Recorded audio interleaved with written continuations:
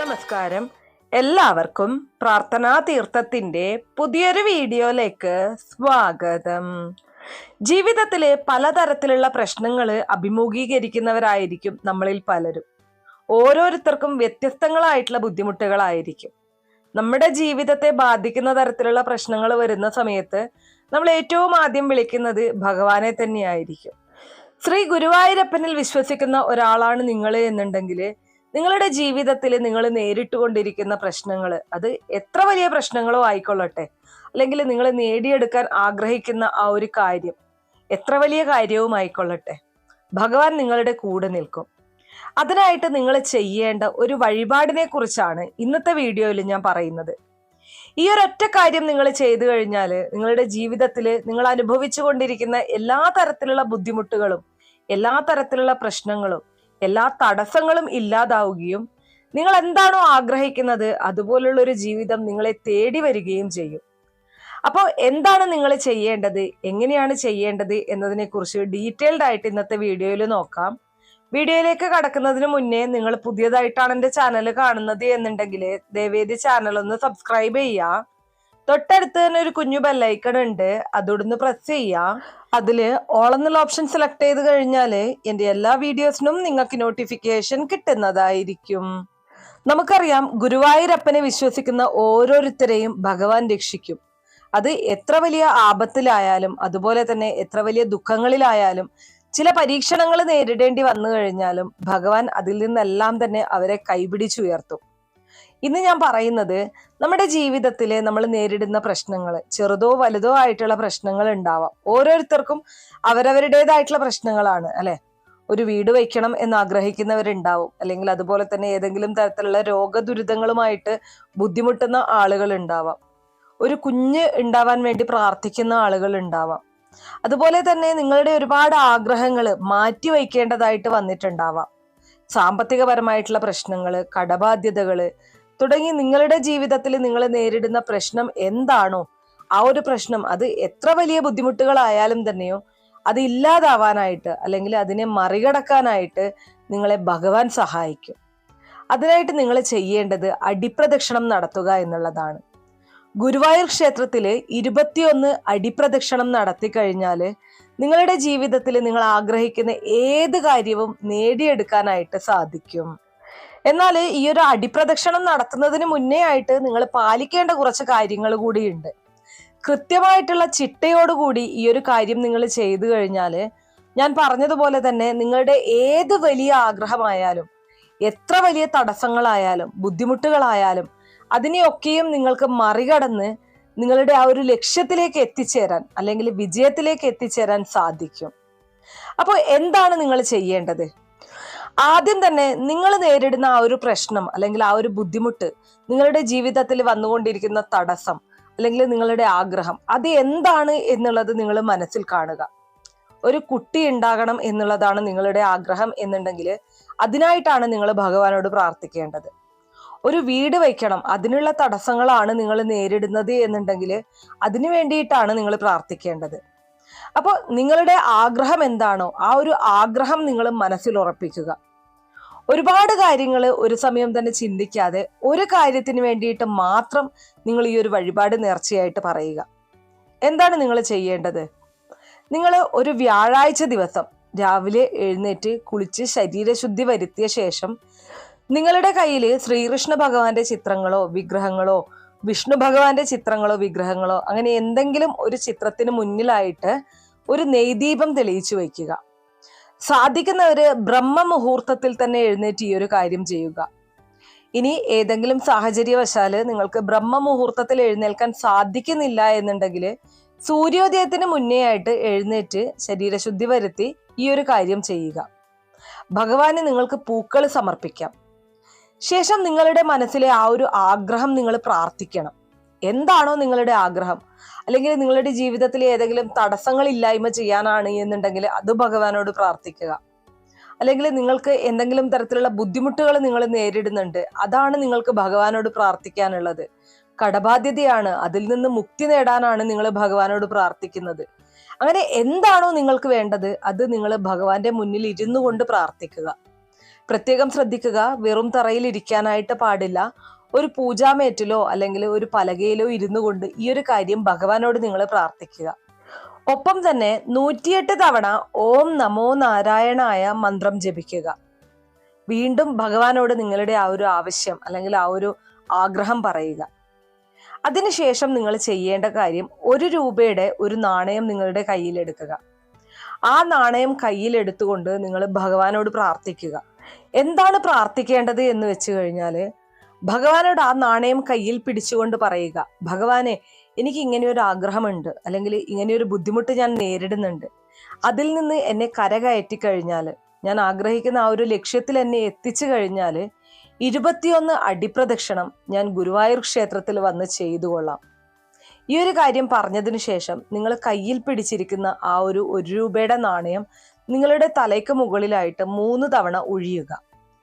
ഒഴിഞ്ഞതിന് ശേഷം ഒരു മഞ്ഞപ്പട്ടില്, ഒരു മഞ്ഞ തുണിയില് ഈ 1 രൂപ നാണയം കെട്ടിവെച്ച് നിങ്ങളുടെ പൂജാമുറിയിലോ അല്ലെങ്കിൽ സേഫ് ആയിട്ടുള്ള ഒരു സ്ഥലത്തോ നിങ്ങൾക്ക് വയ്ക്കാവുന്നതാണ്.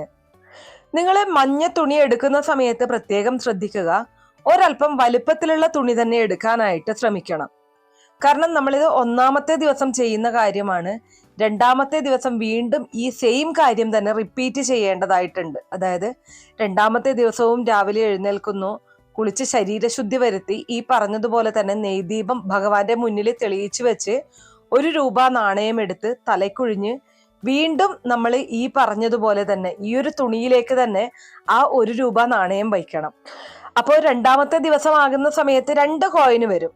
അങ്ങനെ 21 ദിവസം ഈ സെയിം കാര്യം നിങ്ങൾ കണ്ടിന്യൂസ് ആയിട്ട് 21 ദിവസം ചെയ്യേണ്ടതായിട്ടുണ്ട്. ഇപ്പൊ പ്രത്യേകം ഓർക്കുക, സ്ത്രീകളൊക്കെ പീരീഡ്സ് ആകുന്നത് കൊണ്ട് തന്നെ ബ്രേക്ക് വരാനുള്ള ചാൻസ് ഉണ്ട്. അപ്പൊ നിങ്ങൾ ഈ ഒരു കാര്യം ചെയ്യുന്നത് നിങ്ങളുടെ പീരീഡ്സ് കഴിഞ്ഞതിന് ശേഷം ഒരു 8ാമത്തെ ദിവസം മുതൽ സ്റ്റാർട്ട് ചെയ്യാനായിട്ട് ശ്രമിക്കുക.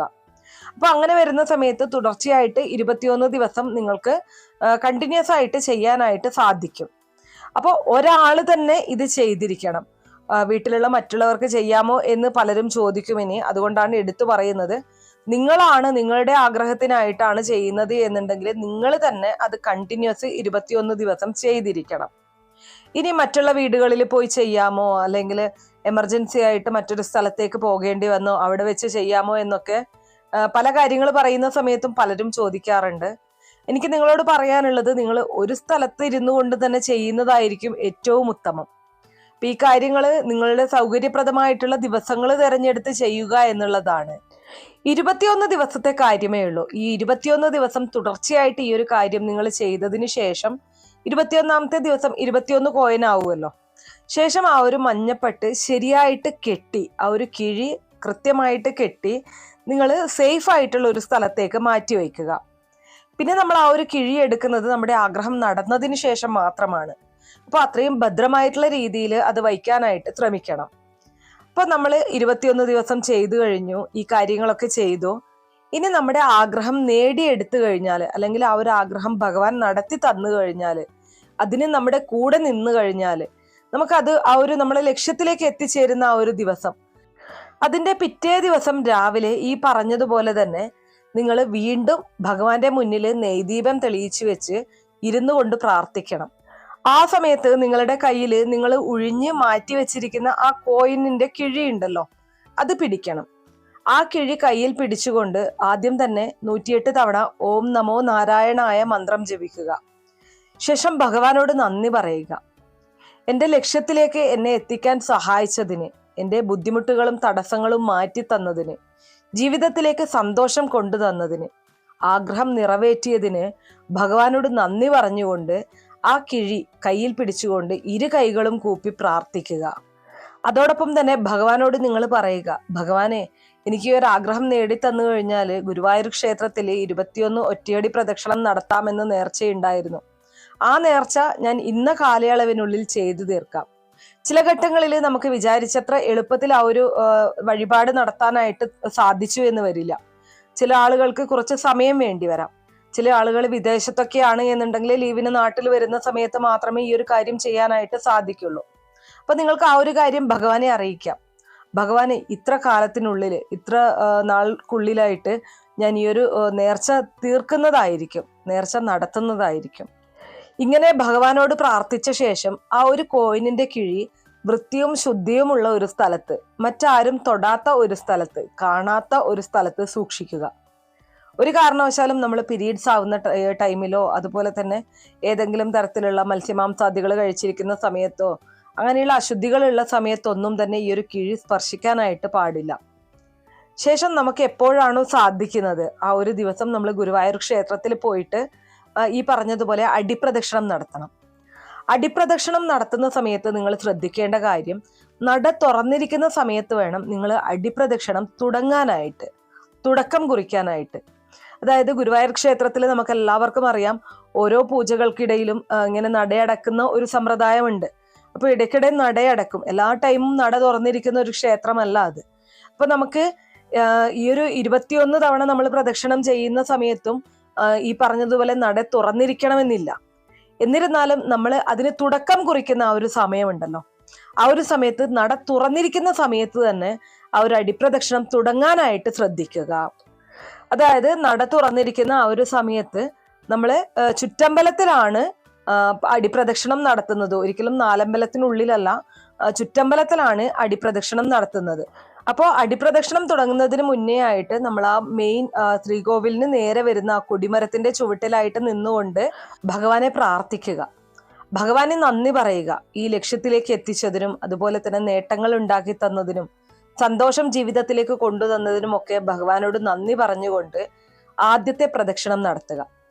ആ ഒരു പ്രദക്ഷിണം നടത്തുന്ന സമയത്ത് പ്രത്യേകം ഓർക്കുക, ശ്രീകോവിലിലേക്ക് നോക്കി പ്രാർത്ഥിച്ചതിന് ശേഷം നട തുറന്നിരിക്കുന്ന സമയത്ത് വേണം നിങ്ങൾ പ്രദക്ഷിണം തുടങ്ങാനായിട്ട്. അതിനുശേഷം ആദ്യത്തെ പ്രദക്ഷിണം കഴിഞ്ഞ് നിങ്ങൾ തിരിച്ച് ആ ഒരു ശ്രീകോവിലിന് മുന്നിലേക്ക് എത്തിക്കഴിഞ്ഞാൽ നിങ്ങളുടെ ആ ഒരു കിഴിയിൽ നിന്നും ഒരു നാണയം അവിടെയുള്ള ഭണ്ഡാരത്തിൽ നിക്ഷേപിക്കുക. 21 നാണയം നമ്മുടെ കയ്യിലുണ്ട്. ആദ്യത്തെ നാണയം നമ്മൾ ആ ഒരു ഭണ്ഡാരത്തിൽ നിക്ഷേപിച്ചു. വീണ്ടും നമ്മൾ പ്രദക്ഷിണം തുടങ്ങുക. അങ്ങനെ ഓരോ അടിപ്രദക്ഷിണം കഴിഞ്ഞു വരുമ്പോഴേക്കും നമ്മൾ ഓരോ കോയിൻ വീതം ഭണ്ഡാരത്തിൽ നിക്ഷേപിക്കണം. 21 പ്രദക്ഷിണം കഴിഞ്ഞ് നമ്മൾ വരുന്ന സമയത്ത് നമ്മുടെ കയ്യിലുള്ള ആ ലാസ്റ്റ് കോയിനും കൂടി ആ ഭണ്ഡാരത്തിൽ നിക്ഷേപിച്ച ശേഷം ഭഗവാനോട് വീണ്ടും പ്രാർത്ഥിക്കുക. ഈ ഒരു കാര്യമാണ് നിങ്ങൾ ചെയ്യേണ്ടത്. ഈ ഒരു പ്രാർത്ഥന നിങ്ങൾ നടത്തി കഴിഞ്ഞാൽ, ഈ ഒരു കാര്യം നിങ്ങൾ ഭഗവാനെ നേർച്ചയായിട്ട് വിചാരിച്ചു കഴിഞ്ഞാൽ, നിങ്ങളുടെ ഏത് വലിയ ആഗ്രഹമായാലും എത്ര വലിയ ബുദ്ധിമുട്ടായാലും അത് മാറിക്കിട്ടും. 100% ഉറപ്പായിട്ടുള്ള കാര്യമാണ്. ഒരുപാട് ആളുകൾക്ക് ഞാൻ പറഞ്ഞു കൊടുത്ത ഒരു കാര്യമാണ്.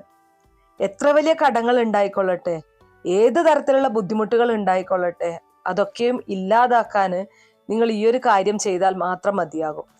പ്രത്യേകം ഓർക്കുക, നിങ്ങളുടെ ആ ഒരു കാര്യം നിങ്ങൾ നേടിയെടുത്തു കഴിഞ്ഞാൽ പറഞ്ഞിരിക്കുന്ന സമയത്തിനുള്ളിൽ തന്നെ, നിങ്ങൾ തന്നെ പ്രാർത്ഥിച്ച ആ ഒരു സമയത്തിനുള്ളിൽ തന്നെ ഈ ഒരു വഴിപാട് അല്ലെങ്കിൽ ഈ ഒരു നേർച്ച തീർക്കാനായിട്ട്, നടത്താനായിട്ട് ശ്രദ്ധിക്കണം.